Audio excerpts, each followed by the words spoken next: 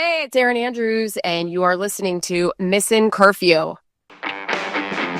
What's Missin Curfew? It's when you kind of play guilty, but you show up. How nice is a green light on the road, though? No practice tomorrow, no plane, just go. Scotty Upshaw in the clear, and he scores! One in front, scores! A few laughs, a little bit of fun, and obviously a lot of hockey talk. You're listening to Missin Curfew. Fellas, coming to you from Hall Pass Media in Newport Beach. This is Missin Curfew. Olbs, the up dog, and as he would say, from the chin of Scottsdale, Jordan Schmaltz, a.k.a. Jay Swish. Boys, I'm dealing with some allergies. Yeah. My allergies to these fucking fans, they have returned. They have returned. They have returned. What's up, boys? We got a new prime minister in Canada.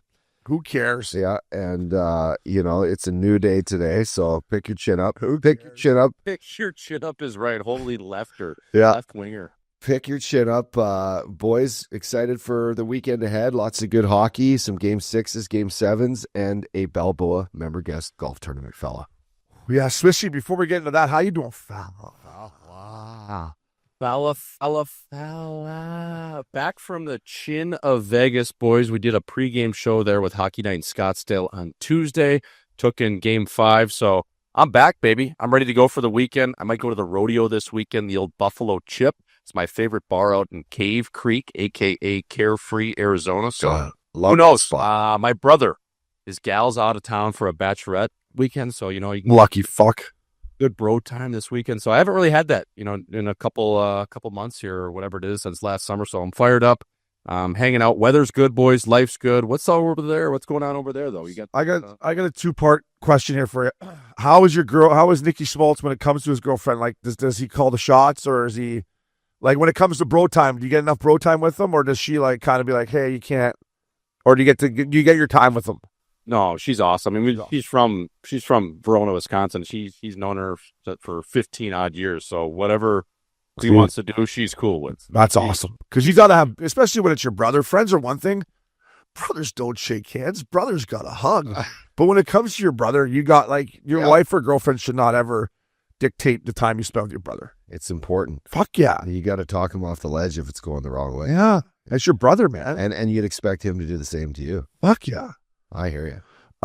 You don't have a brother, eh? Fine. No, I got a sister. Yeah, Lou. She's awesome. Buddies, though. But we'd talk you off the ledge if you were going the wrong way. Yeah, look, I was going the wrong way there for a little bit. After I retired there, I was going the wrong way quickly there. I got tighten her right up. Swishy, I saw you guys had a homeless guy on the Doublecast there at T-Mobile. Did he have credentials or did he teeth? Did he have any teeth? Oh, yeah. He had no teeth, boys. He had what we call summer teeth. Some are here, some are there. This guy comes on the show, has face paint like he's in the movie Nacho Libre, and I'm like, oh my God, is he gonna stab us? What's going on? And Bobby Gucci just hands him the mic, and then he says, "Fuck Canada and fuck Mexican people." And he left, and then he was like in the pit by where the DJ was spinning because we were there relatively early. We got there at like 4:00. The game was at 6:30. And he was just all goofed up on Mountain Dew. He must have just took a hit of meth or whatever it was. And he was just dancing by himself for like 2 hours, just shaking in the pit. It was so funny. Yeah, I saw the clip today. I was dying. Schmaltzy, let me ask you, because I've never dipped my toes in the Colorado River before, but was it cold? Did you jump in? The view looked amazing. No. So we didn't even jump in. So we just pulled off to the side of like this scenic spot to look at it, and it just we filmed like a 25-minute pod as we were driving back. So we literally just stopped, set up the camera, had the wireless mics, did a pod for 25 minutes, got back in the car. So take a piss? Didn't take a piss. Actually bought a nice bracelet from this lady from the Navajo Nation. She had a nice little board set up right there. Bought a bracelet, and we were back on the road, baby. Is that frowned upon? Not to piss in the Colorado River, but like on the bank side, is that frowned upon? No, not at all. In fact, I've had some of my greatest pisses driving through Utah. Yeah, the looks of like Moab and shit. Like you get that red rock. You're looking like into the moon, like you're on Mars, and you're just having a nice old leak. I'll put a great piss up there with as one of life's biggest, nicest satisfactions. Like when you really got to take a piss and you let her go, it's like, oh, this is nice. Especially when you're on a nice dose of mushrooms, pissing into the ocean or something like that, huh? Especially on vacation. I used to love the warm wind. And I used to love pissing in Bonnaroo out in the woods there by the bus. I go out there and just take like a nice piss out look there. at the stars. Yeah. There's nothing better than taking a piss outside. You're wrenching the wind. Yeah. You got the nature, like Uffy said. If you're on mushrooms, like the piss coming out of your wrench looks beautiful. A fountain. It's like a fountain of youth. You know what I mean? You're looking at it like, holy shit. Some Mountain Dew that guy was drinking, probably. Yeah, you're like, what is this? Is this purple rain here? What do we got going on? Yeah. I mean, we were created to piss outside. That's clear. Right? What Like, about dumps? I don't think you're supposed to shit outside. But I mean, hey, listen, if you're on the golf course and you need the old green towel treatment, I mean, that's happened to me back in the day. Oh, just Where I'm out so far from the clubhouse and there's no shitter, and I'm just like, I'm going in the woods here. Throw me that towel. One of the craziest times I got caught in one was hiking up Smuggler in Aspen. Or actually, it was the other mountain. But this is a tight little track, and I had the coffee in the morning. I got halfway up Schmaltzy, and I was like, no chance. Oh. And I Code red. I tell people that I had to shit on that trail, and they go, where? And I'm like, there's only one spot. And I fucking found it, thank God. And it hit me within a minute. I had to go somewhere. It's another reason not to hike right there. Put it to a list of reasons not to hike. But Smolty's a big hiker, though. Hey, Swish Dog, you're a big hiker, too. You love getting out there, getting the sweat going on. Unreal. Hikes are the best. Sweat it out. You got the nature, like Uppy said, and if you have to take a shit, well, that's just part of the business. Sometimes you're going to have to do it. It's like the Olympics. Maybe it's once every 4 years. I would say hiking for me is more of a mental grind than a physical grind. The fact of, like, let's just keep going. And where am I walking? To the top of the mountain? And then what do I get up there? Congratulations. It's like getting on a stair climber, except I hate it's more stair climbers. I natural. hate stair climbers. Yeah, totally. Or just that incline, eh? Or you're just getting one with nature is what you're telling me. I think if you are in this, Or Swish is looking for chicks. you got to get in the I right appreciate mindset. Totally. But if you're living in a mountain town, or you're going on you're going up to Jasper or Banff for a weekend, like you want to be outside, it's that's where the hiking becomes like part of the gig. You ever do the top of Laguna down here in North? No, but Laguna? Loops has done it. You should give that a Top of the World, it's called, right? Yeah. top of the world. Yeah, it's fucking. You I start mountain biked up it. you start literally like this. Yeah. And then it turns into like this. But the hardest part is at the start. By the time you get to the top, you're full on leaking. Yeah. It's tough, but But if you do the hike, say in Colorado or you're in Montana or Yellowstone, wherever you are, a lot of times those hikes will have a lake on the top of it. So you have one of your buddies bring a pack of beers, maybe a fireball shooter, and just hang out, maybe a couple joints. And you get to that lake, you jump in, you got beers going, you got some joints. That's where it's really fun. So I think you could get on board with that. no, yeah, I could. I did the grouse grind the 3 years I was in Vancouver before camp, and there's a bar at the top. So I knew once I got there, I was getting ice cold pint. So I was like, all right.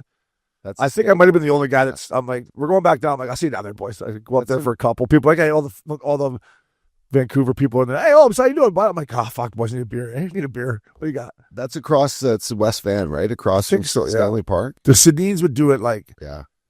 I don't know what. I mean, I'm talking like they do it in like 30 minutes maybe or 40 minutes. I think I did it just under an hour. But those boys would fly. They still do it. Yeah. Talk about skinny. I seen those boys last year in the fucking when we went up for the 32 round. regular, right? 30. Those boys are lean. I was yelling at Hank, mixing. Have a sandwich, fella. Have a sandwich, but maybe I'll get into the. If there's a lake and a fucking weed pen and some beers at the top, Swish, you let me know that trail. I'll maybe come do it with the fella. All right, maybe I'll be in for that one, dude. In the intro here, boys, shout out to the Big Earn, Brian McGrattan. Game 6 is tonight. We're recording on Thursday, and he's the guy that's doing the fucking horn. He's doing the horn to bring the boys out. They're flying him in. He's fired up. I said, Big Earn, I got the Sens in the series, buddy. Get him going. Be the difference. So congrats to him. I love that they're showing the Big Earn that respect to bring him in. Yeah. Fan favorite. Yep. Obviously was just an absolute warrior when he played there, and organizations need to reward guys like Big Earn. Like the guy fucking gave everything he could to the organization, fighting every tough guy in the world. Fucking going hard off the ice back then too. So I'm happy for the Big They Earn. had a tough team, man. Fuck, Their yeah. team back in the day was tough. Neil, Yeah. fucking Chris Neal was a guy I never wanted to fight. No, fucking no teeth, no front Throws teeth. both, just, eats looks punches. like a fucking caveman.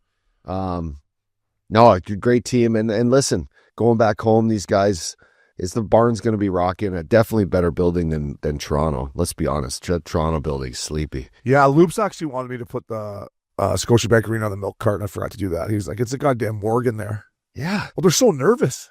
Yeah, but still, like, just It's cheer. like holding a fart in church. Eh? Yeah, Fucking just sitting there let her fucking- rip.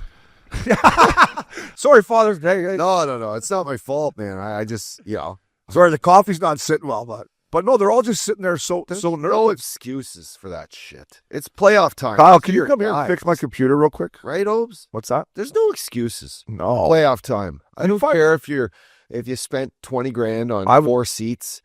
Cheer a bit. You know what I was going to say? If there's any excuse that I will give them is how much the beers are there. Maybe they're not drunk enough. Like I went to something there, a Raptors game or maybe a Leafs game with my boy Cramper, and like, thank you, Kyle. Fucking beer was like, Give everyone one free beer. $20 for a beer or something. How about your first beer is free? Yeah, I mean the Leafs can afford in the playoffs to fucking do a 2-for-1 special on beers. Like, how much money do they need, Swishy? I don't think they're drunk enough. There is what I'm saying. And they got the lower bowl too, where it's not really fans. It's kind of just, it's corporate. There's a lot of people in suits. And even at playoff time, like you need like the lunatics sitting close, right? It's just like, You need the Rick Rallies of the world. you need the super fans that are fucking nuts with the face paint on. Like you look around at the Edmonton rink and the people with the face paint, they're stoned, they're fucked up. Like they're just like, they look like creatures. They're mutants. Toronto has none of that. They don't have that in their fan base, at least at the games. It's got to be because of the ticket prices, right? Yeah, you can throw the Winnipeg Jets fans in the same category as Oilers fans and Flames fans. Those Jets fans. I mean, inside the barn they're rocking. Outside the barn they got. I saw one guy with like a white beer cardboard cowboy hat, just having a time. I'm like, these guys, that is fans. Do you see the girl in Winnipeg too, where her last name on her name bar with the Winnipeg Whiteout jersey was 69 Throat Goat? So just give it absolute gummers to the fellas. No gag reflex there walking into the MTS Center, whatever they call it now. Hey, Canadian Tire. Good eye, fella. Hey, boys. I'm sure it went without notice is all the fights going on in Edmonton at these watch parties. You guys see this shit all over? Oh my God. Just Really? look it up on, it's called what, like YEG fights. Oilers Fighting Oilers fans in their jerseys, chucking. My brother mentioned it the other night. These guys there's no holding back, boys. These guys are on edge and they're fucking beating each other up. I mean, fights in the crowd, like just like big boys too. Crazy. That doesn't seem right. Yeah, that doesn't seem to make sense to me. I mean, they're on the same squad here. I think it's just a long winter up there or something. Well, that's yeah. Yeah. There's no doubt about that. They're like fucking gargoyles, they or vampires. They finally seen the light and they're coming out and they don't know what to do. Well, that's true. But don't be fighting each other. Fuck. Grab a goddamn grab a Kings fan. Kyle, pull up Oilers the Oilers fans fights lately. Just see what pops up. Let's check out one that they got. These guys are chucking bombs. Shocking moment, fans. Look at these at these watch parties. It's fucking nuts. This was a good one here. This guy just gets KO'd here at the end. Ekholm versus Draisaitl, eh? Like, I guess they don't have to go to work tomorrow or what? Like the guys just KO'd. What does that guy say to his boss tomorrow? Yeah. You know? Fella, I can't make, like, I dropped at the Oilers game. Yeah, You know what? If I probably never played in the show and I was just a fuck, I'd be more like, I would be right in there chucking them too. So I can't chirp these guys. But I don't know if I'd be fighting the same Oilers fan. A couple good fights anyway. You know who they need to bring in is to drop the puck for Game 6 in Edmonton. This might solve everything too. Get her in the pit as a chick that flashed out last year. Bring those titties back for ceremonial puck drop. Maybe go out in the pit and those fights won't happen. Anyone but Ryan Smith, eh? What was that? No, but by the way, would you say the Oilers don't like bring Ryan Smith around that much? I don't think so. No, because they didn't even like him. No one liked him. I don't care what anyone says. But he did play hard. You got to give him credit. Boys, last in our intro. After this, we're recording in the morning today. We're heading, Swishy, we got to remember, guest, the Balboa. I haven't played the Balboa in 4 years, maybe. I suspended myself. I missed the Sunday tea time, the early time. We were so bad, me and Loops, that I was like, I told our old assistant pro, Chris, when I was leaving there, I was just tuned up. I go, Chris, you email me with anything that has a 7 in front of it, I'm not coming. And shout out to Frankie, we're at Rothschild's, and I get the email from Big Canyon, 748 off of 10. I'm like, no, not happening. So I suspended myself because a lot of chatter at Big Canyon after that, Swishy. Every time I walked in there for 2 weeks, oh, you missed your tea time. I said, fine, boys, I'm not playing. I'm fucking out. Making my return today. Got too many bets. Yeah. Too many bets. Fuck, guys were hunting me down. I was looking for you. I was like, I'll bet Upshaw. Yeah. You came hunting me. You're the first guy. Yeah, I wanted a piece of you guys because we're getting a lot of shots off you guys. And but people were just tracking me down. Fromy, him and his son were right all over me. The list goes on and on. Pickup, Schmoods, the boys. I got too many bets, Swishy. So looking forward to it though. 3 days of golf. We'll see how it goes.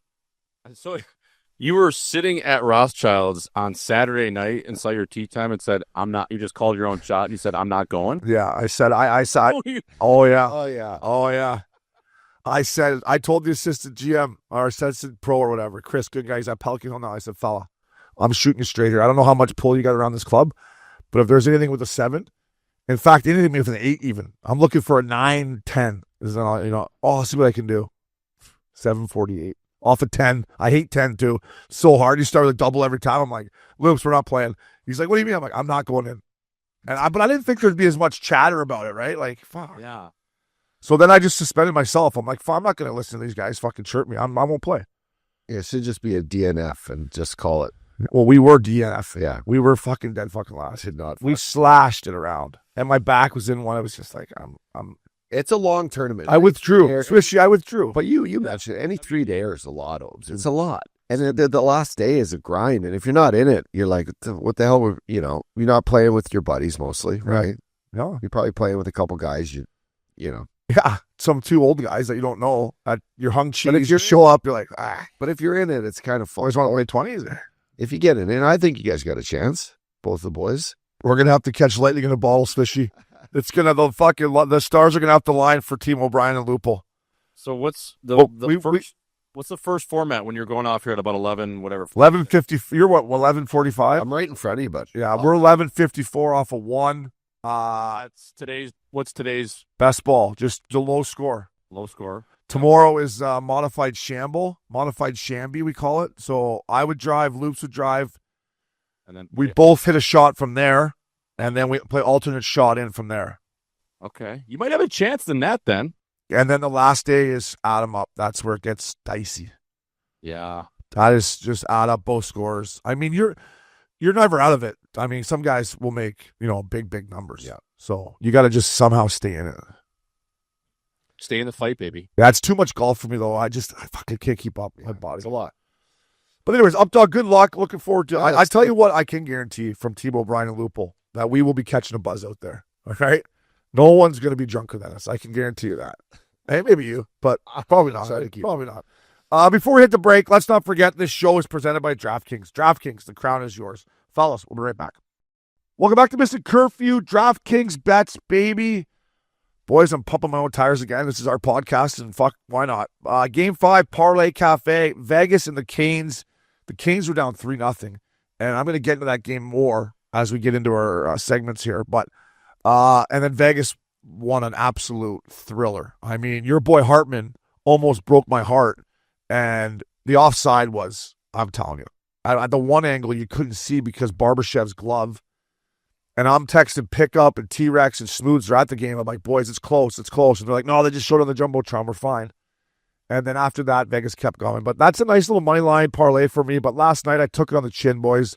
Bolts in game 5. I just didn't think they're going to lose on home ice, but that's just a credit to how good Florida is. But Updog, how are your bets going, buddy? You're doing all right? Or? Yeah, I went to the Oiler game. I went to game 5, LA, Edmonton. It was an absolute beatdown. My first period over bet stung me because it was absolutely getting that game should have went over. Oh my God. If it wasn't for Darcy Kemper, it 8-1. would have been 6-1.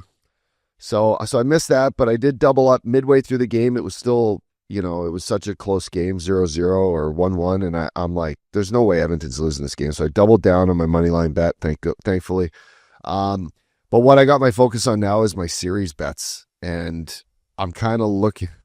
I got Toronto that I'm not feeling very confident on. I got the Oilers. Thankfully, they bounce back and have a chance to close it out tonight. Vegas, again, like you, I'm on the Vegas train. They're going into mini game 6. Tough building. It's going to be a grind. But then Colorado. I think I laid 250 on Colorado. It is 180 or 180. Yeah. No. One's on 165, I think it was. Something like that. Yeah. Not too. I was feeling it. I was feeling confident going in when they went into Dallas and took game one, and then Yeah, I was two overtime losses. It could have been. I was worried heading into that series. Nobody was giving the Stars the time of day, Swishy, and I was like texting Billy Quinn and these guys from Dallas, all his buddies. I'm like, the Stars are done. And I'm like, it scares me that everyone's saying that. And fuck, it's all. I'm with you. I got the same series. I lost the Bolts series. That's my first loss. But I got all the big boys in a parlay, Caps, Hurricanes, Jets, Vegas in a parlay, 3-1 odds. But then I got Oilers, Avs, and Bolts lost for me. And I got Sens. So let's go. Let's go, Swishy. So and then to you, I got the Oilers in game 6. Heavy. Yeah, I already put my bets into Heavy. Avs money line, Oilers money line, Avs, Oilers, parlay, cafe. Swish. Fellas, I wanted to ask you just one question on the betting front. The Carolina Hurricanes have the best odds to win the Stanley Cup. They're at plus 450. So to me, why is that line that way? Really, are they really the favorite, or is it just all the money has shifted to the Carolina Hurricanes? Because before round one started, I think Carolina was maybe like plus 800 or plus 900, and now they're plus 450. Are they even going to come out of the East? I don't think so. But I think they're the second best team in the East right now besides Florida, and I think this is their best chance to beat them. I watched all of Game 5. I mean, listen, Jersey was, hanging on by a thread, but the way they can cycle the puck, the way they can come in waves, their back end, we talk about Vegas, Colorado, throw Carolina's back end in there. Great. Burns, Orloff, Gostisberg, Slavin, Chatfield's decent. Chatfield's okay. He gets me going. He's not a bad 6, though. No, but he's playing fucking 4. And then Sean Walker. And we got Nikishin, possibly. Who's that? That Russian guy. Would he take Chatfield's spot? Because Chatfield That's makes the thing. It's like we don't really need it. No, you could give Chatfield a little breather at times, but his puck handling at times is. So as of this morning, he's got 2 backhands. Yeah, sure. You know what I'm talking about, Swishy.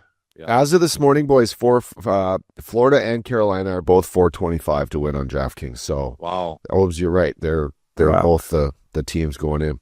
I do. Dallas is next, boys, plus 800. I would say if you're looking for value bets, I don't know how much it's going to go down, but if the Wild and Blues both get past, pick one of them, and because if they get past Vegas and Minnesota, Winnipeg, I mean, they can beat anybody. Yeah, I think so. I think they're both going to lose though. Yeah. Does the St. Louis Blues lose at home game 6, Schmaltzy? No. You hammered that one too. Yeah. You're fucking back game. It's just they haven't had any juice in Winnipeg. They looked shitty last night. I know. And I'll tell you what, we're going to get into it right now in trolley tracks, but 55 there for the Jets.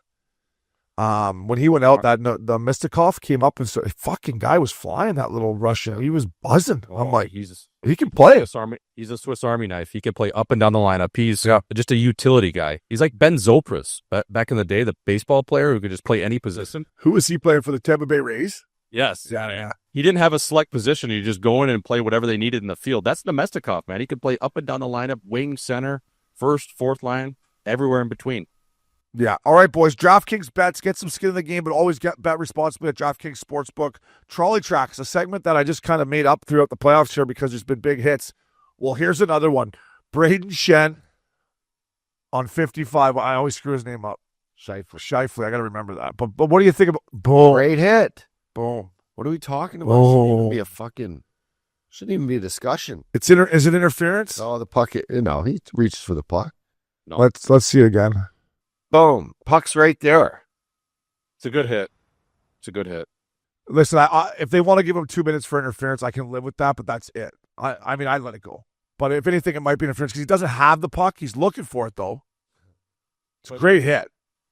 I think he's still in that grace period where you have to know where everyone is on the ice when you release that puck.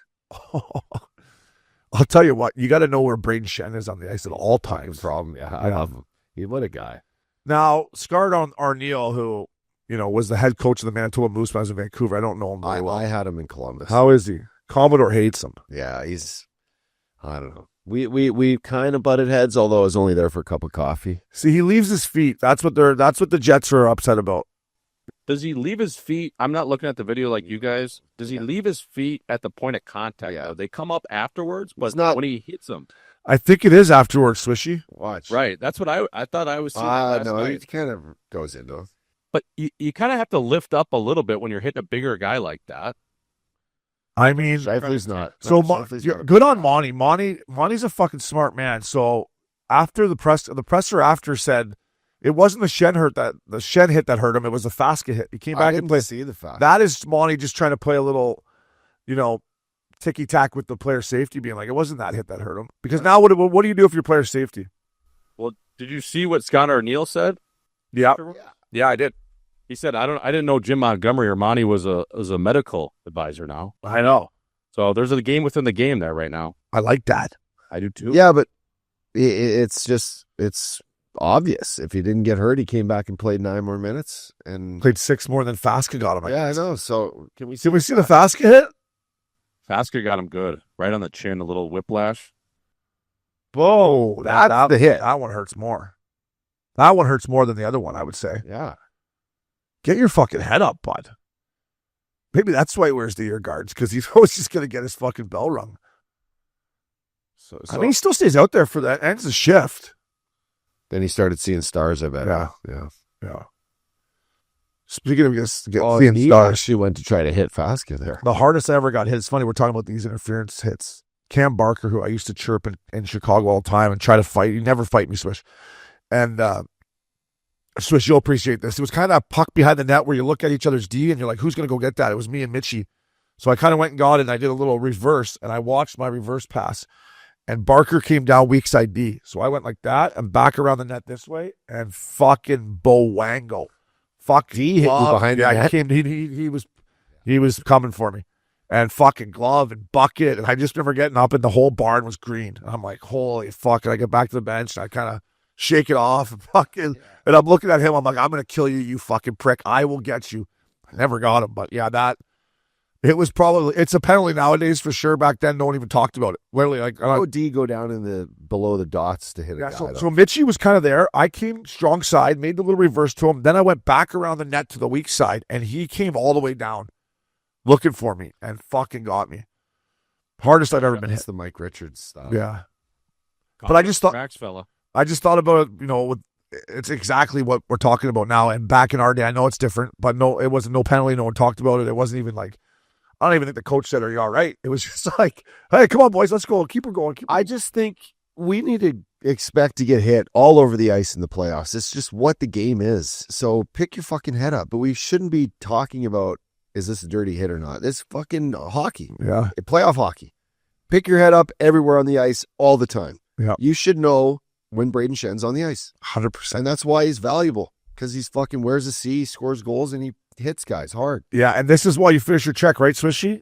If this guy is hurt for the Jets, then that's exactly what, I just go back to that hit on Evans when fucking Shifley put him through the goddamn wall on that wraparound. You got to expect to be hit everywhere on the ice. Yeah. So, and that was as dirty as everything, but it's like a hockey play. It's still hockey play.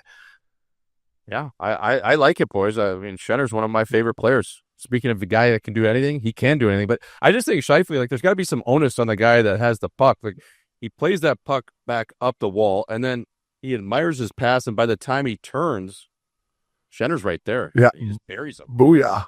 That's hockey. Yeah. Sorry. That's Stanley Cup playoff hockey. It is. Shifley, right? I got to remember this kid's name. Like Peter Pretty good Forsberg. player. If that was Peter Forsberg as Shifley, he would have known where Shen was, and he would have reverse shouldered him, and Shen probably didn't have a concussion today. But it's the game, and He's lucky it wasn't Scott Stevens hitting him either. But yeah, imagine Scott Stevens having your head down there. He would have put him in the fucking 10th row. Yeah. Anyways, I hope he's all right. But no news, Kyle, right? From player safety at anything? Nothing? no. Nothing yet, boys. Hell no. It's a clean hit. What are we talking about? Yeah. I know. I'm with you, but it'll be interesting to see what happens. And it's just the head coaches using the media to their both. I like that come playoff time. That's the game within the game. So get this guy a Labatt Blue up, dog. Brought to you by Labatt. With Labatt, you can buy beer and get gear. Go to their website, snap a photo of your receipt, and upload it to gain points towards exclusive merch. Any size, any product, anywhere you're buying Labatt. Sign up at rewards.labattusa.com, fellas. Ooh. a couple of bat blues on the track today. Absolutely. I'm dishing, boys. I'm starting with goalies here. I got 3. Get this guy a Labatt Blue. Linus Ullmark, a shutout in Game 4. I took the Sens. I was talking to Updog and Richie on the Wednesday podcast. I said, you boys thought it was over in 5. I thought, fuck the Sens if they can get the first one and get some good goaltending. Well, they did. So Ullmark, get yourself a Labatt Blue, buddy, and you got to kick the same way tonight in Game 6. And then to Updog's former teammate, friend of the show, Jacob Markstrom, buddy. Enjoy your year-end bender. Get yourself a Labatt Blue. I have never seen, I don't know if never's, maybe not never, but it's been a long time since I've seen a goaltending display in overtime. 25-1 were the shots in the first overtime against Carolina. Cons, you were watching it too. KC, you were watching it. Markey was unbelievable, man. I felt bad that they had to lose that game. Markey, enjoy your year-end bender, fella. Get yourself a Labatt Blue. And the last one for me, the old long neck there in Winnipeg, Kyle Connor, the old peacock. One goal, 2 assists last night. Listen, the second goal Hellebuck let in with old Snuggernuts or whatever his name is was an absolute stinker. That was a bad goal in the 80s. And then Kyle Connor came back and set up another one. He played great. Get yourself a Labatt Blue. They're going to need him to continue Updog to be an elite player for them to win this series, and he was last night. Look at this shot. Binky. Get yourself a Labatt Blue, fella. Heads up for 81, boys. Watch this guy when he's on the ice. Boys, I'm going to slide a beer to 17-year-old Gavin McKenna of the Medicine Hat Tigers, who surpassed my old teammate Alex Radulov with his 51st straight game with a point in the CHL. This is absolutely insane. Actually, sorry, I messed that up. 53 games now. 17-year-old boys. Princey actually watched him get 7 points against the Red Deer Rebels back in March. He said it was the most dominating performance that he's ever watched on the ice before. But this kid's a stud. He's going to be the number 1 pick overall. There's no question. Well, not this year, right? How old is this kid? Not this year. He's 17, so he's next year's draft. But what he's done is absolutely insane. We've all, Obi played in the CHL. It's still a hard league, and 53 games in a row going in and sniping in the playoffs. He's making absolute debauchery of this league, boys. Yeah, he's playing well, boys. I got 2 beers. I'm going to start it off with the captain of the Ottawa Senators. Get this big boy a Labatt. He loves the Labatt Blues. He came out after Game 4, the 3-star celebration, said, "We will be back." He gave it the old Mark Messier little guarantee, and you know what? They went into the chin of Toronto and piss pumped those boys, so they are back in Ottawa. There is a Game 6. Brady Tkachuk guaranteed that, and guaranteed probably to house a couple Labatt Blues if they do get this series, wrapped up. Maybe they win Game 6, and you never know, going into Game 7. So we'll see on that. And then lastly, I want to dish Tanner Pearson a Labatt Blue for that sick dish he had to Brett Howden. In overtime there, he peeled it off the wall, just in one motion, found the guy in the soft area right at the nipple for a one-timer, and Howden made no mistake. So that was a huge goal for Vegas, their second win in OT and as many games. So getting those 2 boys some icy, cold Labatt Blues straight out of Buffalo, New York. Chippewa Street. Yeah, listen, Tanner Pearson was a great pickup for Kelly McCrimmon and the boys in Vegas. Didn't start playing the series, but they put him in, and kind of a Swiss Army knife, serviceable as Swiss you would say, but that was a great dish. And, credit to Fleury. He came in and played great after Gustafson. I heard Gustafson's sick. Really? Shits, I guess. Ah. Yeah, you can't be in there playing in the National Hockey League with shit running down your leg. No, especially, yeah.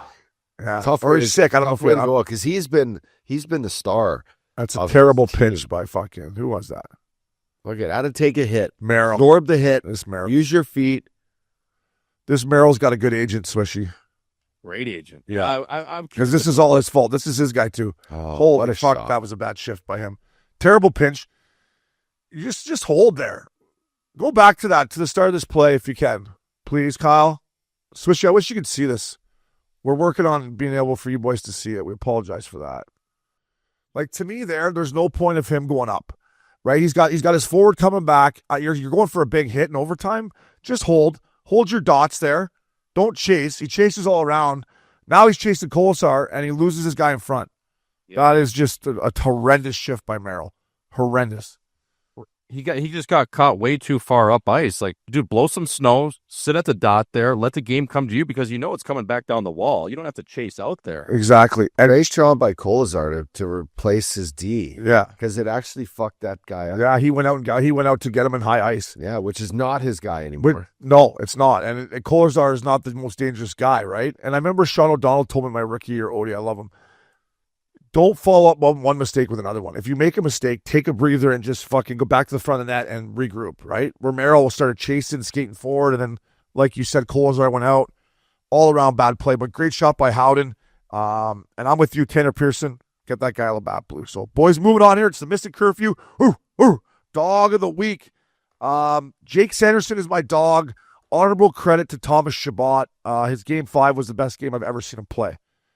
Scored a big goal.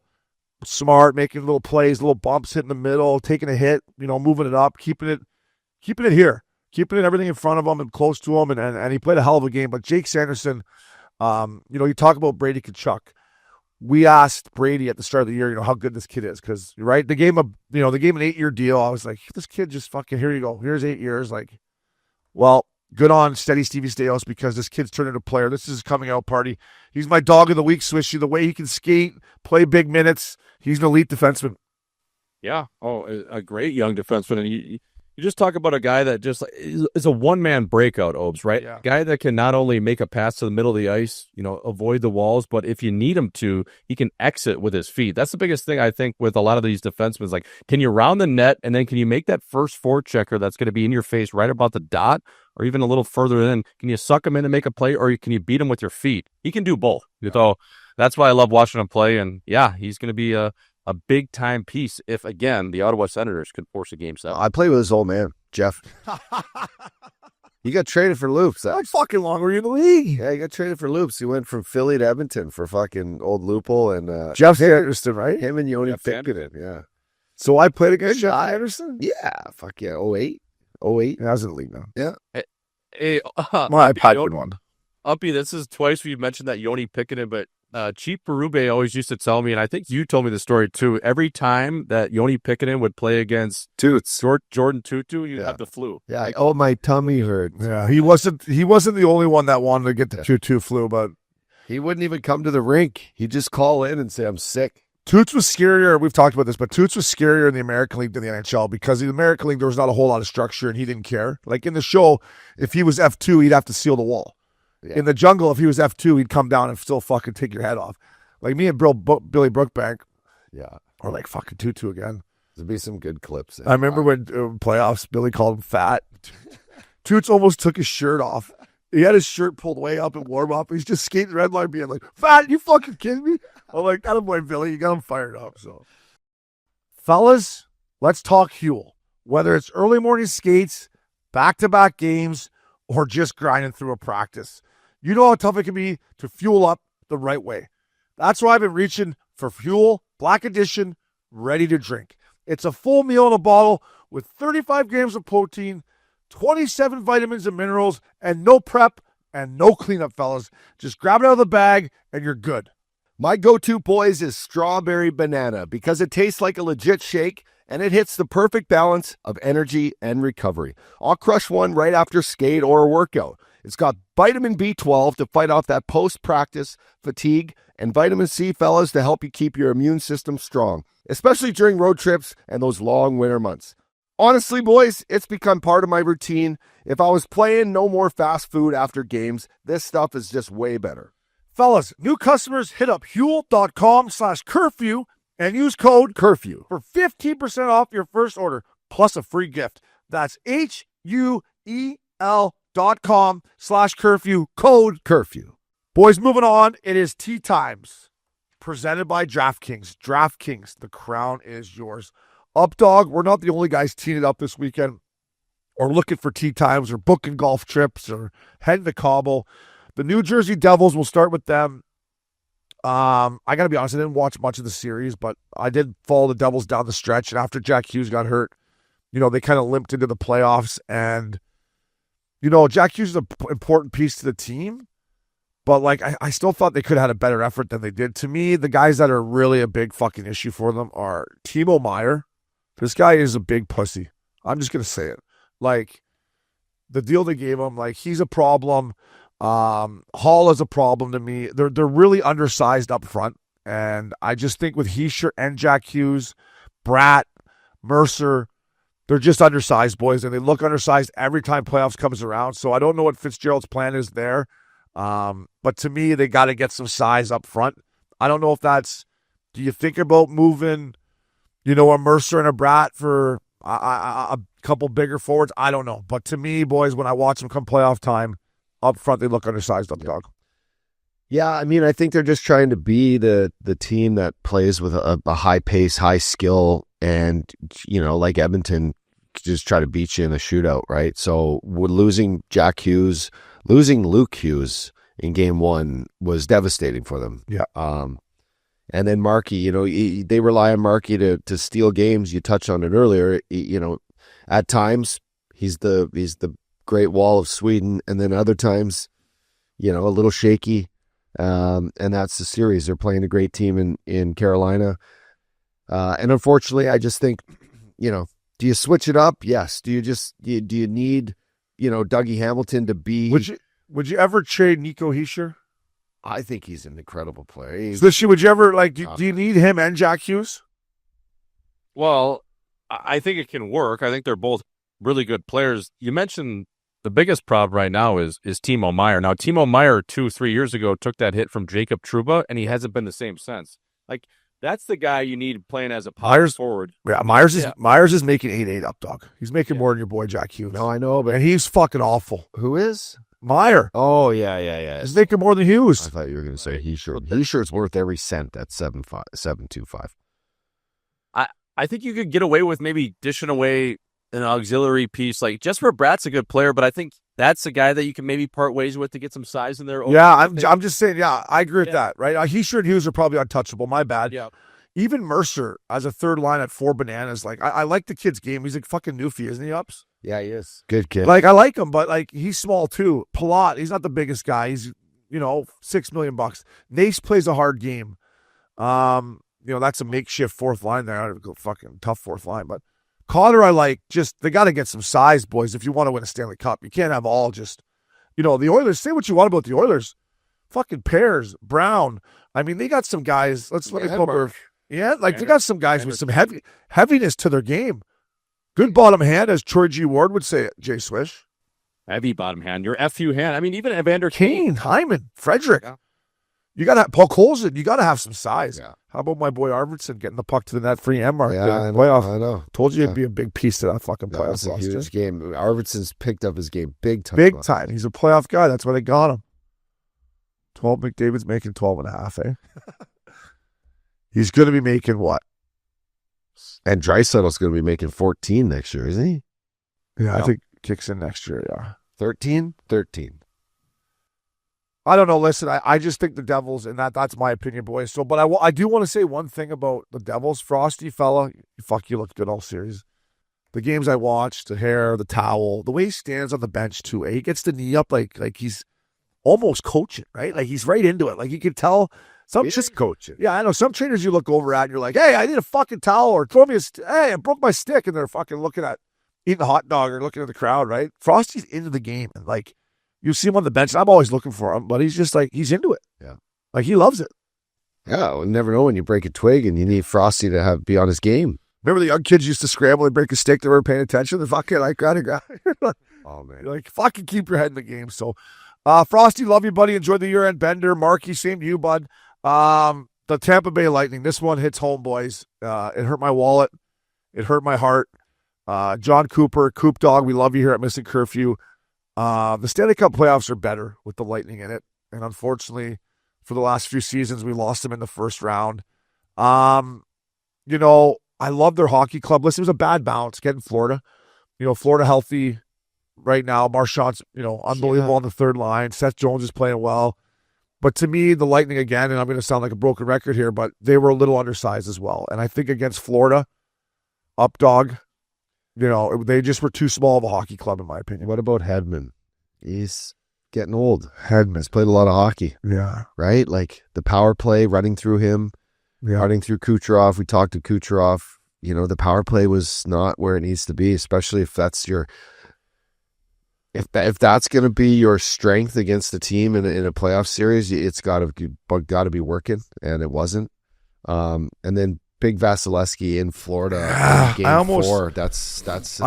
I almost tossed him on the milk carton, to be honest with you. And I thought I thought the difference if they were going to win the series, especially when Florida came back healthy, was I thought the big cat was going to be, playoff Vasilevsky, and his stats the last couple of years haven't been Vasilevsky-esque, unfortunately, and that's been the big difference. Plays a lot of hockey, yeah. Right? I mean, how many times did Coop run him out there? 60-plus times this year, Swishy? The guy's played a lot of hockey over the years, and maybe he gets tired this time of year? I don't know. Yeah, that could be one thing. I'm just looking at their forward core. It's like they just have a lot of holes up there, man. And you know what I mean? Like Glendening, not perfect. Gergensons, I think he had 1 or 2 goals on the year. This 41 Chaffee, he's okay. And then this 93 Goncalves like that. It's just like they have a lot of, that's like 5 pieces are kind of just question marks within your top 12. And you run into a freight train like Florida, who's just a well-oiled machine. It's just hard, man. Yeah. Listen, the cap going up is going to be huge for Tampa, right? They've been up against it since they've won their Stanley Cups. They're not going anywhere. Great coaching staff, great core. Cooch is up for the Hart again. He's obviously, the sickest disher in the game. He didn't have a great playoff. But listen, they've already won their cups, right? Like, they got 2 of them, and they've been to 3 finals. Like, this time of year, is it human nature maybe just to be like, fuck, Like, I don't know. I've never been in that situation where I got 2 Stanley Cup rings on my hand, and I'm like, do I want to dig in here in Game 5, or do I want to just fucking go to Capri? Like, I don't know. I think they'd get a taste of it again had they got past Florida, or just pushed it into a Game 6 or Game 7. It's tough, man. Florida's a big, strong, annoying problem team. Florida is a big problem, and the bigger problem is I got no money on them. But you still get them at plus 450 now. I know. 5-1. As much as I love Florida, I still don't. They may get back to the final, but I don't think they're going to go back to back. Swishy, what do you think? It's hard. It's hard. You're looking at teams that have repeated in previous years. You have the Penguins, obviously Tampa Bay. It's hard, but I mean, the only way, Obi, I think they could do it is if they keep running these series like 5 games, 6 games. They don't get deep into the rounds of a 7-game series, because the West is going to beat the shit out of themselves. So they already are. Yeah. Go to the East and just run the table, and they're fresh, and they're getting the 8 days off like Richie Babe and the fellas in LA in 2012. Then they have a real chance. So that would be the biggest thing I'd be looking at is can they run the table out of the East while the West kind of fucks themselves up? It's a great point, and I'm not going to doubt Brady Tkachuk. Like, who am I kidding? Of course they can do it. What am I talking about? Like, look at that team. Yeah, I mean, they're a wagon. That's a wagon. Look at that squad. You talk about size and balance and heaviness and everything. Hey, Swishy, that forward group has it. That's the best and the freshest I've ever seen Aaron Ekblad play in that one game. He was all over the place. Like, his hands looked good. He must have been, doing a lot of puck work. Like, he was receiving passes well. He took that one-timer off his front foot, the game tying goal that they called back, and then he jumped up there to tie it eventually about 8 minutes later. Like, he looks good. They got Seth Jones on the right side, and their forwards are their forwards. I mean, they're a wagon, Opes. They're going to be back. We had the depth chart up there. If I'm an opposing team playing, if I'm Carolina, I want to get Jacob Magna in the lineup as quickly as possible. How many defensemen do we got to run before Jacob Magna can get out in the Stanley Cup playoffs? Right? Good God. Yeah. 3 or 4. All right, boys, to the Devils and the Bolts. Coop, we love you. Enjoy the year-end bender. Coop, I'll see you at Gaza Ranch, buddy. Just text me and tell me what time, date, when you want me to be there. As for our picks here, Princey put this in. Olbs, Richie, Jay Swish had the Hurricanes in 5, but we all had the Canes, so we all won that one. Olbs, Richie, Loops had the Caps, but in 6. Updog and Swishy had Montreal, so you boys got the L there. And nobody from the Missin Curfew squad took Florida. Not one of us. Wow. What is wrong with us? We thought Brady Tkachuk was done. I thought he was hurt. Fucking Chucky. Bad info.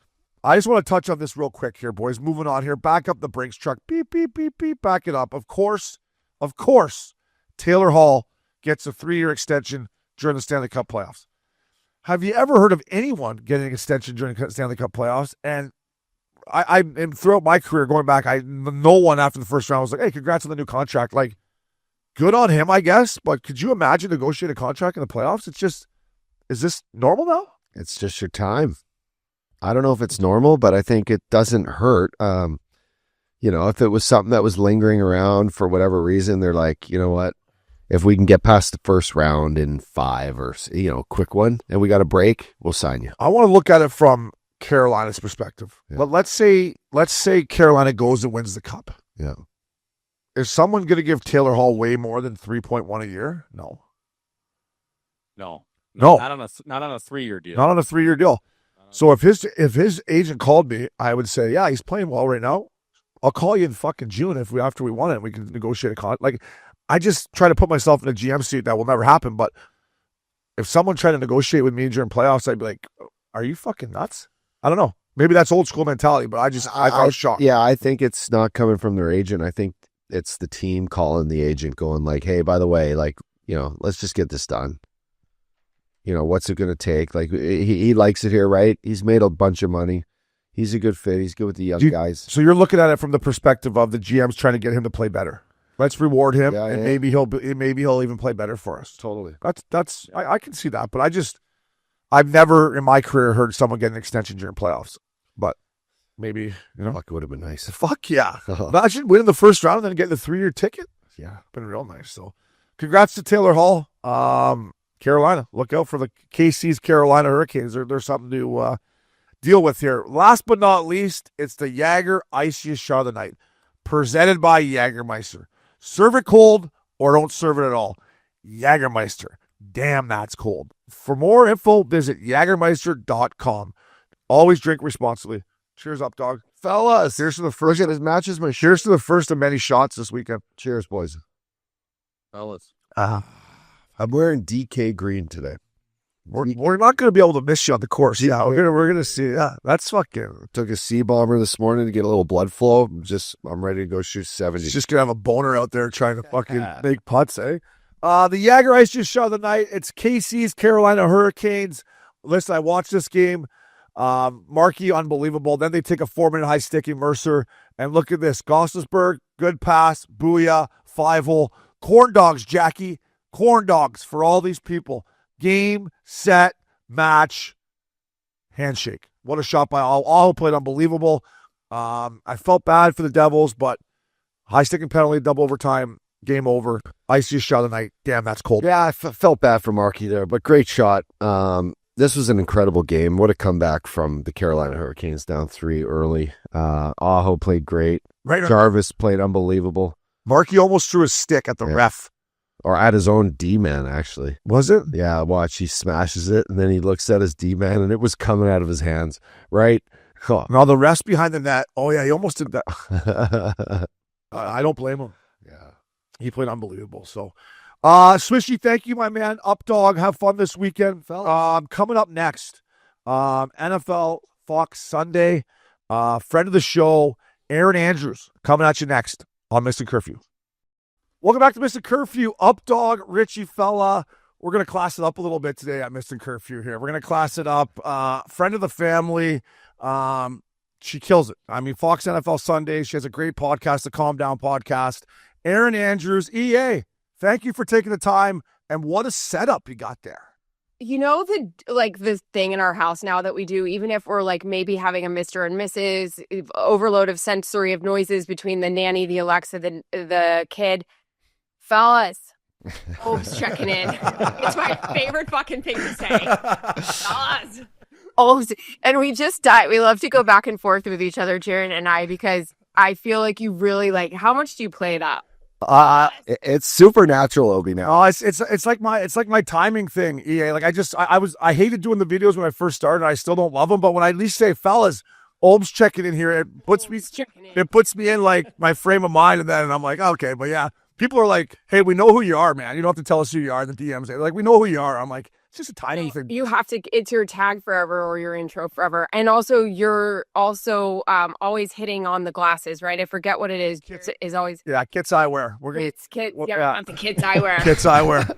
Oz. That's a good fella. You. It's so good. Yeah. It could definitely take over your story timeline. This is great. By the way, your husband does the best, and but Richie too. But your husband does the best fella of all time. It's kind of. Should we talk about where we actually got like the fella? Yeah, I think we have. It was the first. He was the first fella. Yeah, let's be honest. he was 100% the first fella. When we first started dating, and I know we'll get all into that, but I was just, I don't know. I wasn't in, I had no clue. I still have no clue what's going on with you guys, but it was kind of like hard to figure it out. And now it's one of my favorite things to hear and like to see his laughter when he and Brad just start going back and forth and like they just do it. And you guys are so stupid and it's so funny. And it's oh my God. At Richie's wedding, it was me, Stoli, Richie, and Teddy. And like, if somebody would have walked into this conversation, they're like, what language are you guys speaking? Yeah. Half Newfie, half Saskatchewan, but Not Bell. even like last night, I don't know. I think he, like when he figures out he's being funny, like, and he's got somebody laughing, it just winds him up even more. And we're watching the Dallas, Colorado game for a little bit. I was barely paying attention. And then I think they scored within it was very 9 close seconds together. Wait, excuse me. Wow, thanks. For more on the stats, let's go to folks. But he was like, boys, they're heating up here in Dallas. And I was like, okay, you know what? Richie's not here. Relax. Boys are starting to heat up here. I can hear him pour another glass of wine. Everything's a Stoli. big sigh, a big breath after. Were you 95? Oh my God. I mean, I've had so many laughs with Stoli over the years doing that stuff. Oh man. And there's nothing better than when you guys get the deep, deep belly laugh and then you just don't stop. And then it's the silent laughing. It's hilarious. Yeah, he's the ultimate National League glue guy, Stoli. Oh, God. And you guys just saw him, right? Yeah, we saw him. He's obviously nice enough to come by at Crypto. I'm like, nice suit, bud. So busy. He's like, this is a D suit. Oh, this is a D suit here, bud. I'm like, what? It's a nice D suit you got. I peeked in the inside. I saw Suit Supply. I'm like, yeah, we can trick. Oh, yeah. We can trick him out, Stoli, baby. I like a good suit supply. Totally, yeah. Crushes his suit supply. Yeah, Erin, we appreciate you taking the time. Obviously you got your start in hockey, which I'm sure a lot of our listeners know, but for people that don't, you did start with the Tampa Bay Lightning. And I want to touch on that, but just growing up, were you always into sports or whatever? Like, because it comes so natural to you now and you're so good at it. Did you love sports growing up? Yeah, so my dad's from New England, and so he was raised a Celtics, Red Sox, not so much a Pats fan because he said they really sucked when he grew up, and they were always blacked out on TV, so the Packers were always on. And my dad is in television, amazing storyteller, just so good. And so when his, firstborn daughter was home, my dad would sit there and tell me stories about Larry Bird, the Boston Red Sox, how they always break your heart, Bart Starr, and like what he did for the Packers, Vince Lombardi. And because he was so good at that stuff, I grew up thinking all those guys were my best friends. And there was never a second guess. Like there was never a second option of what I wanted to do. I always was like, I want to be on television with those guys. I want to be down on the sidelines. I want to be around them. I want to fucking work these games. So the crazy part about all of this is grew up thinking those guys were my best friends. And so when I've met, the guys that my dad loved, Bart Starr, Larry Bird, Kevin McHale, I walked up to Kevin McHale in the Hartsfield, Atlanta airport after I was working a football game. And I was like, hi, my name's Erin Andrews. You were my first crush. Like you were my first crush. I loved you so much. Everyone thought I was crazy. Everybody's like, his arms are so, and he just looked at me and he's like, okay, great. Nice. And couldn't get away from me quick enough. And then Larry Bird, and no, Kevin was so sweet. Larry Bird, I was taken up to meet him when I was working a Big Ten college basketball tournament where the Pacers play. That's when he was still holding his position there. I walked up and I lost my shit. I literally verbal puke, diarrhea coming out of the mouth. I told him everything about my life, how my favorite number was 33. I grew up knowing that he and Magic Johnson were best friends. Like this was everything about my dad's relationship, was learning about Larry Bird. And he was so lovely. He was so kind. I went back, I called my dad and I said, I think I made a giant ass out of myself. And my dad goes, oh no, can you go back and just apologize? I'm like, no, Dad, it's over. So yes, that's kind of how it all started. I just had a huge passion for it. I love learning about these guys and yeah. I just got to follow up one, and I'll turn it over. Follow up. I'll turn it up. I got a follow up here for you. like you're motivational. Now women are all over the place on every sport, right? And you're a big part of that, Erin. But when you were coming up, it was a lot less female reporters on the sideline. Like, did that motivate you, or how did you use that? Because now, like I said, they're everywhere. But you kind of started that, I guess. I grew up loving Melissa Stark. She was like, it when I was in college. I loved watching her. Chris Simpson, when I got my job out of college with the Tampa Bay Lightning, she was always around when we were doing games in Canada. So nice to me, really sweet. Even to this day, we'll text and check in.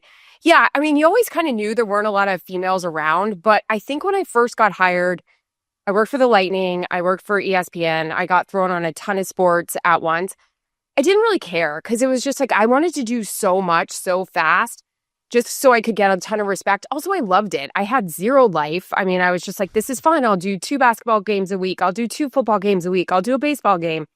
So that was kind of like all I knew and all I cared about.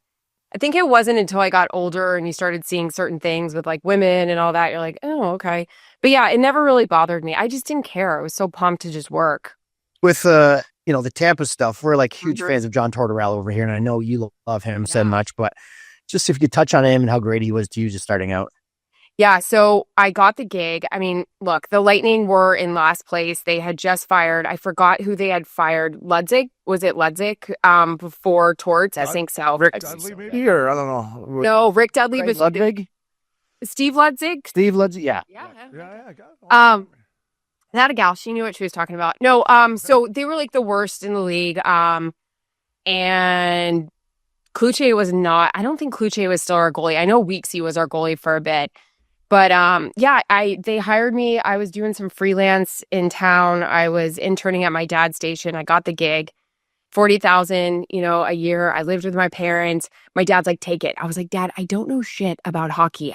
Why am I going to take this? He's like, get your foot in the door. Get your foot in the door and let's see what happens. So I read Hockey for Dummies the night before. I mean, my dad would take us all the time to the fairgrounds. We went when Pupo was like in net, but I didn't know anything. At that time, all I cared about was the Florida Gators football team and the basketball team. That was it. Got the gig. I was told by head of PR at that time, Bill Wickett. I don't know if you guys know him. I know Billy Wickett. He's the best. Yeah. He's the best. And he looked out for me so much. Now he's over in Nashville. He was like, let me give you a piece of advice. We just hired a brand new coach. I got brought in the summer. He's like, go introduce yourself to him. And I did. And I was so stupid, which I think what was so great for me at the time and so naive to who Torts was, how he was going to run the team. I just knocked on his door and I said, hi, my name's Erin Andrews. I just got hired. I don't know anything about this sport. And I was wondering if I could sit and talk to you. I would talk to him. I would go in his office. To this day, Jared's like, this doesn't even sound real. We'd watch tape. He'd teach me about questions. He'd teach me about things that reporters did and he didn't like it or did like it. I sat next to him on the bus. He made me stay close and he was smart. I mean, I was 21 traveling with this team and the Lightning were fantastic. They were so good to me. But yeah, I learned a lot. And there was a press conference I'll never forget. I learned so much that year. And there was a guy missing. I forgot who it was from morning skate. And nobody was asking the question where he was. And it wasn't because his wife was having a baby or he was sick or something. Like something was up. So I just raised my hand after everybody was done. And Torch goes, Erin. And I said, hey, where's so-and-so? Why wasn't he at practice? And he goes, good fucking question. Because everybody was afraid. And so that was like, really cool. And I was so appreciative. Yeah. All right, what? No, Torts, he has that mentality. When I first met him, I was like scared of him. I'm like, I come from off a plane from Anaheim. I'm a rookie. I get in there and meet this guy. I'm like, this guy's intimidating. But as you know, I mean, I watched lots of film with him too, Erin. I'm sure it was a little bit different, the temperature of the conversation with you, but he is a very caring guy. Like he does have some faults, but he cares about his people, his players, the organization. And you kind of seen the city of Tampa turn into a hockey city. Like that team turned it into what it is now, one of the best places to go watch a game. Yeah, it was amazing. Yeah, it was incredible. And I'm so grateful for him and what he taught me. I don't think at the time I really realized how it would help me, but yeah, I mean, I can't imagine playing for the guy, but working under him was a lot of fun. And Erin, you You text him when I signed in Vancouver, and I think that was the only I reason he did? liked me. Yes, you're like, I'll text it for you. So I get there, and he's like, "Oh, you're good now. You're friends with Aaron." So I got off on the right foot. That's so why I you think got that so meant a much lot. ice time. That's It, why I got so it much wasn't ice all the time because of face-offs. Aaron. I thought it was all the face-offs and Exactly. block That shots. was Erin Andrews. Brad, do you still talk to him? I don't think I've talked to you much about that. I don't. I haven't. I saw him a couple years ago. You see him at the rink, and I'll talk to him. But I haven't texted him. I think Shane does. Yeah, Aaron. But I text him. I text him every now and then, and I text him, when he got the Flyers job, and he's like, by the way, I'm never fucking coming on Missin Curfew. So I was going to say, you have to get him on. I texted him when he got fired. I'm like, Torts, NHL's better with you, buddy. I truly believe that. Good luck in your next chapter, and let me know when you're coming on Missin Curfew. He said, thanks, Obes. Not a fucking chance. But I'm like, I'll get him. I'll get him eventually. And that's one thing. I mean, people see him in these press conferences and whatever they want to believe about him, but he has a heart of gold. I mean, you just see what he did with the Goudreau family and so forth, and just what I've known him to do. And I had some bad shit happen to me early in my career, and when it came public, the first person that called me was Torts, and he called me, and it was a Wisconsin number, and I was like, "What is this?" And I was like, "Hello," and he goes, "What do you need? What can I do? What do you need?" He's just amazing like that. Yeah, before Updog's got one for you, but yeah, he would text me when I got traded to Vancouver. He was working for TSN at the time, and he would text me after games keep your stick down, and this is why he was still helping me out. So I'm like, Torts, you're a big you're a little softy. That's why all you guys, the veteran guys, have always spoke so highly of him leaving. Where everyone from the outside is like, this guy's an asshole. But I literally had a fuck you match with him in his office, toe to toe. But I think he likes that. I really, really No, do. he loves it. I'll never forget him and Dan Boyle one night. This is Torts. So Dan Boiler cuts his wrist. Freak accident. I was sitting beside him. He puts his skate up. That's right. Skate comes down, cuts his wrist. Boiler comes back, and he's like, I'm just going to play power play Torts. All right. Torts plays him 30 minutes at fucking MSG, and then back this next night, same thing. Boiler's back out. Comes in the room the next day. Every picture of Dan Boyle with the Stanley Cup is out of the dressing room. Torts made all the trainers take it out, and Boiler's like, where's my pictures? They're like, Torts made us take it down. And he went in the office, and we all stood out there, and they went toe-to-toe for 10 minutes of just back and forth, and Torts loved it. Did it get the best out of Boiler, or was it? Well, Boiler was just, I think he was done for the rest of the year anyways. Boiler he had enough. He's like, but Torts respects that. Yeah, I got one for you. Funny question, but when Obes told us a couple of weeks ago you're going to come on, I hit up a longtime friend, Melanie Collins, who is I see how hard she worked throughout her career. She always looked up to you, probably never missed a game back in your ESPN days, but what's it like, to pave that way for those girls coming out of college, girls that love sports like yourself, from not just reporting on injuries or whatever, but really giving a perspective of how the game's going, different plays in the game, how you actually see the game. And just because I see the preparation, I see the hard work, it's a grind. So what's the message to a girl coming out of college or someone that's really got a knack for sports and wants to kind of chase a dream like that? Not to keep hitting Torts over the head here, but I think it's what he said to me. When I had that Tampa Bay Lightning gig, yes, I'm old as hell. That's when message boards were hot. We didn't have the Deadspins or awful announcing or any of that. And I was so stupid, I just went and clicked on it when I saw my name, and it was her voice sucks, her nose is too big. All these things I'm fully well aware of. But it was to see somebody write it sucked. Yeah. And he saw me looking at it, I think on the plane, and I was crying. And he turned around and he was like, "What's wrong?" And I just showed him, and he goes, "Do you want to do this for your career?" And I said, "Yeah." And he goes, "You're sure you want to do this?" And I said, "Yeah." And he goes, "You got to get thicker skin than that." And I was like, "Okay." Yeah. Okay. So, I mean, listen, I think that's the biggest thing, because everybody's going to be a critic. Everybody's going to have something to say about you. And you guys know this better than anyone. I mean, being a professional athlete, there's always people in the stands that think they can do it better.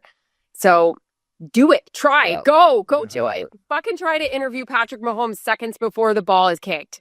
See how you do. It's really, really hard. Yeah. So, yeah, I mean, you have to have thick skin.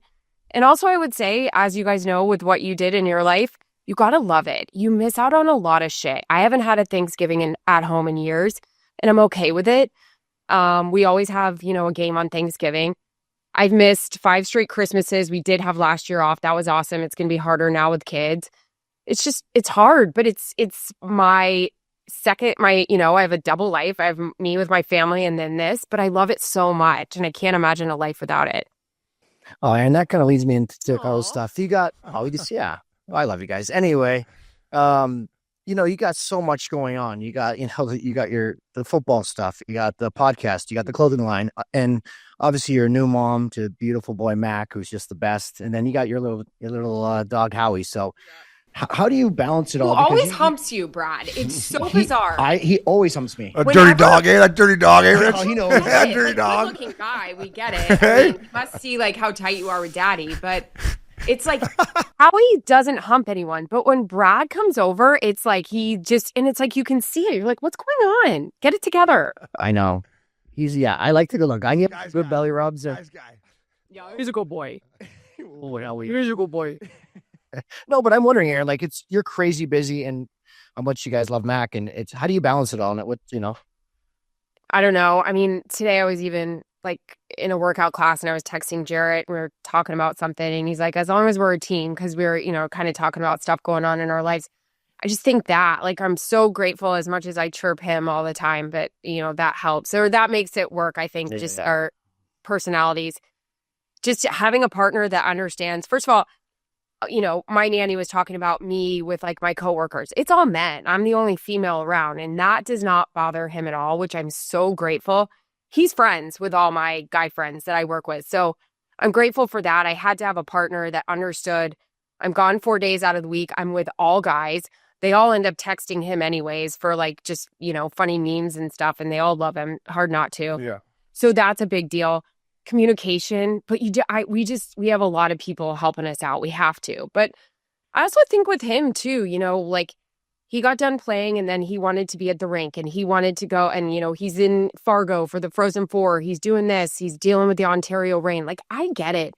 I can't imagine retiring and then not doing anything. Like I get how much he wants to be involved. I want to be involved. We have our life. We have our life with Mac. It's just we always have to remember, try to communicate. Talk to it's all about how you speak to each other. It is. That always goes well. I'm newly living with someone. Write it down. I'm newly living with someone. It's communication. Communication. Sharing bathrooms or no? The walls are caving in around me. No, I'm just joking. It's this is what I want to talk about. How so? It's great. She's the best. She's a Midwestern girl. But I'm just saying, communication for a guy who lived by himself from the age of 20 to 41. It was a little bit of an adjustment on just communicate, right? Like, and the team mentality. I always say, like Mac Miller, we're a team, eh? Like we're on the same squad here. Let's, let's figure it out. You fart in front of her yet or no? Finally, yeah. After 2 years of long distance, now the floodgates have opened. Yeah. No, she probably doesn't love it. She probably doesn't love it. But hey, Aaron, I want to ask you, like, once me and Uppy started doing this podcast, the fun part is sitting down here, snapping it out with the boys, right? It feels like the locker room. It gives us that feel. Like when the game starts on Sunday, you're ready to go. You're interviewing Mahomes or whoever it is, and you look great and you make it look easy. But how much prep work for one Sunday night game? Like when do you start? Is it Monday? I know you guys fly in there Thursday or Friday, but how much prep for one game a week, really? It's so much. Yeah. If I had applied myself in school, my grades would have been amazing. I would have gotten those cool like tassels and stuff. My graduation cape was bare, like no necklace. It was so bad. Prep honestly starts as soon as we really get on the plane from our Sunday game. We're like watching, Sunday night football. We're looking at what the teams we're covering did that day. The articles start piling up. I mean, we're given pretty much every week a mass email with every team and every article written about them. So when you're doing a team with a big market, the Dallas Cowboys, the Eagles, the Chiefs, you're looking at 30 articles a day. And I'm so OCD and crazy. Think how Jared is about cleanliness. I'm that way about my preparation. I think there's an insecurity with me because I never played the sport that I have to read everything and kind of know what's going on because I just don't want to miss anything. I don't want to be the weak link in our crew. So shitload of prep. We talk to guys on Thursday, Friday. We do conference calls with each team. We have the head coach, QB, good, best defensive player, D-cord, and O-cord. So those usually last. Those are Zooms, which for me, I have to put makeup on. The other guys roll in and they're just like looking. I'm like, oh my God. Yeah. I can't have Patrick Mahomes being like, Jesus, she got old. Put a little makeup on. Jesus. And those usually last like 2 to 3 hours. And you guys know if somebody's hurt, he needs to go to the training facility. Like you've got to adjust. And then after that, I usually do a call with 2 extra players. So Tom and Kevin don't have that information. And if like TB's talking about something during the game, I can be like, oh, well, hey, I just talked to Devontae Adams and he said this to me. So, whatever, try to add more to the game. So it is a shitload of preparation. I probably use like a quarter of it, if that. I mean, I'm lucky if I get on 4 times a game, but I don't feel happy with myself. I have a real nervous energy if I just don't prepare. Yeah, and I just wanted to ask you about Big Tom. Obviously, he's the GOAT, and I'll tell you what, his suits are unbelievable. The watches he wears, his jaw, like when he walks on the field, the boys are like, they're like, this guy's unbelievable. Now, however, there has been some people saying he's not the best at it. It's just early, and like we realize when you retire from a sport and do something different, and you're interviewing people instead of getting interviewed, it's different. But does he love it? Did he think it's harder than he thought it was going to be, or what's his feeling on it? After a year of doing it or whatever it's been. Yeah, I mean, I don't want to speak for him. How could he not love it with our crew? We're very, very tight. I don't think he really knew what he was in for with our group. Like, we are brothers, sisters. All of us are so, so tight. And he's just, I heard from an executive the Wednesday after Super Bowl, he called and said, okay, this is what I want to get better at. Brad and I saw him in Montana right after Super Bowl. And, we were out at the ice skating rink and he was talking to us about hey, this is what I want to try to do next year. This is what I want to try to get done, things like that. So, yeah, I thought Tom got so much better as the year went on. And by the time we were in playoffs in Super Bowl, I was like, dude, this is the best you've sounded. This is fucking awesome. As he should have. Like we said, it's not easy for anyone to come in, see the game.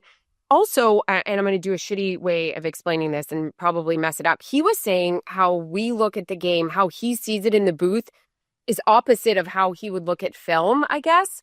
So that's also, interesting and different. Everything was new to him. And, he plugged his nose and jumped in and he, I thought he did such a great job. I think I would have been disappointed if he didn't love it, accept our crew and try.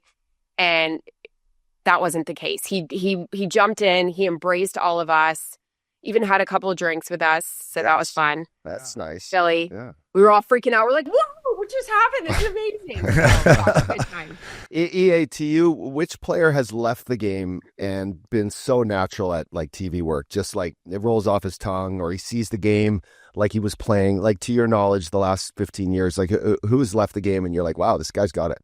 Jared Stoll. He sure does. So annoying. He never took any classes. He didn't go to school for this. He just did it. And he's so good. The only thing I say to him is smile. Like, you have such a gorgeous face. Smile a little bit. But he does a good job. It's a good question. I'm trying to think. I'm a big fan. While you're thinking, I'm a big fan of Stoli. I watch the telecast most nights, and I like how he wears the nice cashmere sweaters over top of the tie. The tie is this short underneath. Didn't you always love Greg Olson? Yes. Oh, God. Olsen Thanks, was Brad. good. Greg Olson, yes, who obviously, was before Tom. Just saw him this weekend. He's great. Greg, we, call him kind of a Chris Farley. Like, he'd walk into the booth and like by third quarter, his hair is like over his face and stuff. But he's into it. He's got his hands. He's sweating. He's such a tight end. It's awesome. I think Kelsey, Travis Kelsey will do. Jason does a great job. I think Travis will do a great job when he's ready. There's a lot of guys that you sit and you have meetings with and you're like, you should really think about doing this. You're going to be awesome at it.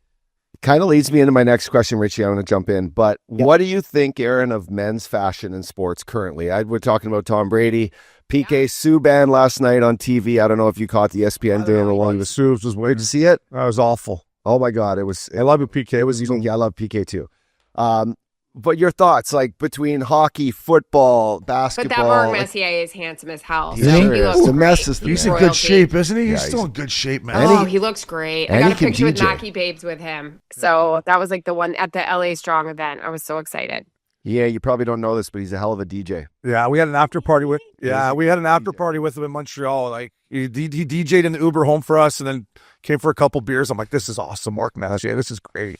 Guys, I got to tell you, for guys and girls, because I had Edelman and I had Gronk and I had our features producer and a bunch of girls in a bus at an event we were at, and Carissa and I were going back and forth with DJing. Underrated tune that gets everybody going, but you got to be feeling it. Tina Turner, Simply the Best. Oh, like yeah. the boys were even in it. It was Better awesome. than all the rest. And like Edelman singing it to Gronk was like better than it was so good. Strahan, though, what, like that guy just kind of like, he did sports and then he did Good Morning America. I think if you could parlay He's into so him, talented. yeah, I'm like, dude, way good for you. You're not just a sports guy anymore. You're literally an American figure, right? Like that's what he is. Like, Good Morning America, how are you?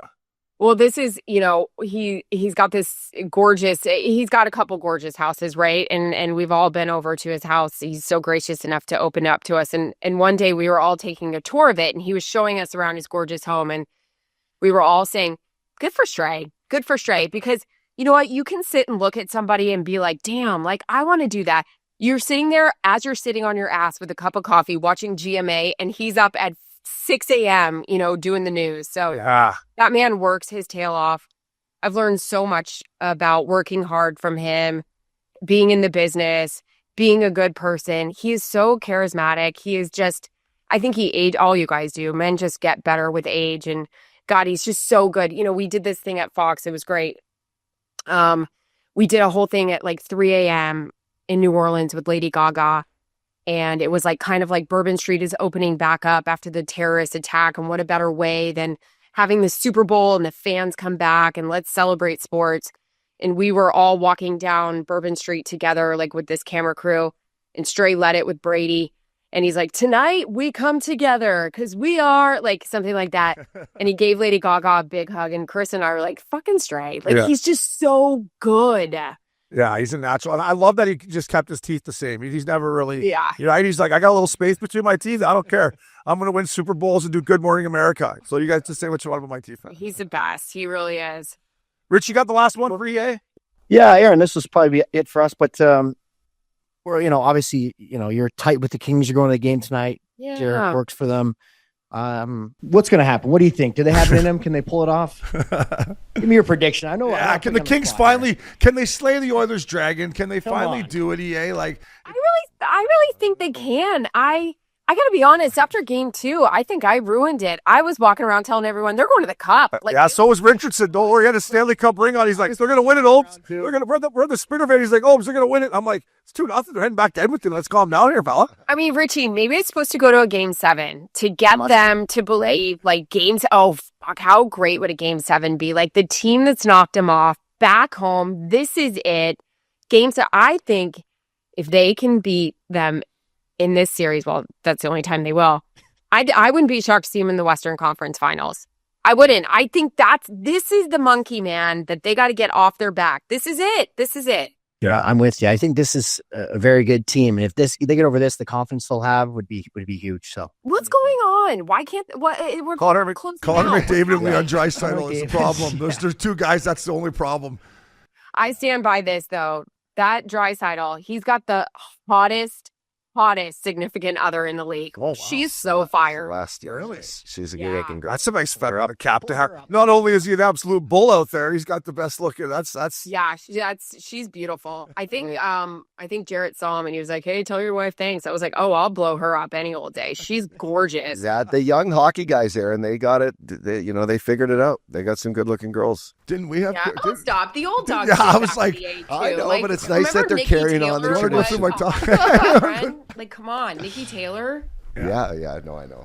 No, the hockey boys always do all right. We're good guys. We're good guys. Nice that they're carrying on the tradition, Yeah. They don't have to work as hard for it, I would say. It's a little bit easier, I think. But maybe that's for another time. Anyways, Erin, thank you so much.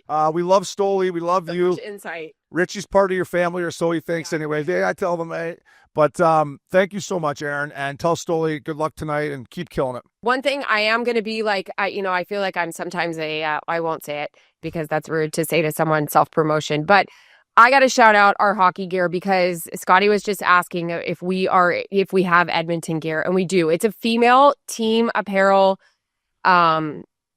gear, and we are in Edmonton. We have all the Canadian teams. We have all the teams, and it's a good gift for Mother's Day, by the way. Yeah, it is. You're right. The team doesn't even have to be in the playoffs. You know what I mean? Yeah. And we got everything all behind me too. We got sweaters, we got bombers, we got t-shirts. I like the bomber. I've seen the bombers. I like the bombers. I like when a significant other wears the bomber to the game. I like that. I mean, I wear the bomber tonight. Yeah. I feel like it'll be good luck. Can you fire one? Can you fire one on? Let's see what. Yeah, let's see what one looks like. Let's fire on one of your favorite pieces. I Let's can't see. promise what I'm wearing on the bottom. This is Red Sox, though. This is my Red Sweet. Sox, like, little. How hot is this? Yeah, Like it's a little badass. motocross. It's like a little situation? NASCAR jacket. I love that. So cute. Apparently, it's in. But Yeah. yeah, no, I love it. Careful, We have, Schmaltzy we might have buy good that stuff, word. but, yeah. And we do have the Canadian teams. So Awesome. Awesome. thanks, boys. Erin, thank you so much. You're the best. You're the best. Have fun with the game tonight. You. Welcome back to Missin Curfew. Updog Richie Fella. Thank you to EA, Erin Andrews. She's a rock star, man. She's everywhere. She's killing it. She's fun. Just like she's got a feel for sports, and obviously married to, family to Richie and one of our best buddies, Stoli Babe. So thank you to her. She didn't have to do that. She's a busy girl. The clothing line looks unbelievable. But hey, we'll start with you, Richie. She's a pro. Yeah, she's a real pro. I mean, she's as good as it gets. Like the preparation she does, I've watched her do it, is insane. And I also think she's a big, huge role model for not just women, but for anyone. She works her tail off. She's a great mom and does a great job of balancing everything. So have a lot of fun. Always enjoy having a couple cocktails and some laughs with her. She's a real beauty. So thanks, Erin. Yeah, we didn't even get into Dancing with the Stars, or she's got such a wide range too. Like you say, as a pro, I think you put a microphone in her and a camera, and she just knows exactly how to act and bring the best out of people, whether it's an interview or giving her perspective on the game. Yeah, I was a little nervous going in, by the way, and I'm like totally unprepared coming out Stagecoach. So this morning I shake the cobwebs, get in the tank, go for a swim, and I'm just prepping. And I sent it to her, and she's like, first thing she says before she came on, she's like, we don't need all these fucking bullet point questions. I'm like, oh, shit. Okay, let's just roll her off the tongue here. So she kind of gave me a little jab, a little like, hey, fella, come on, let's be pros here. But I was intrigued to like how she learned how to get into it. And like nowadays you turn on a hockey game, women everywhere. But when we were coming up and Erin was doing her thing, there wasn't a whole lot. And then she kind of bust on the scene, Richie, and I think really set the tone and cleared the path for all these females now we see in every sport. Yeah, no, she's an OG for sure. And she knows so much about, so I text her about football stuff all the time. And she is like so dialed in with knowing everything. And she knows her hockey. She knows her coaches. And again, I've been in her little office/house there with her clothing is so cool. You can wear it every day. It doesn't have to be like a sporting event. It's like everyday wear. And it's a kind of, the vintage look and all these different things you wouldn't see at a typical, sporting gear. So it's really cool. So I want you to check it out. Yeah. And she did some good Stoli impressions, and she knows how to say fella. She loves She knows how to say fella. She's definitely one of the boys. Yeah, she's great. So check her out, her Calm Down podcast. Like Richie said, get in there, check out her clothing line. It's super cool. So thank you, Erin. Richie, thank you. Updog, thanks. Hall Pass Media. Kyle Cons Conway. Max, the Ice Pick. Pick up. That was Missin Curfew. Fellas.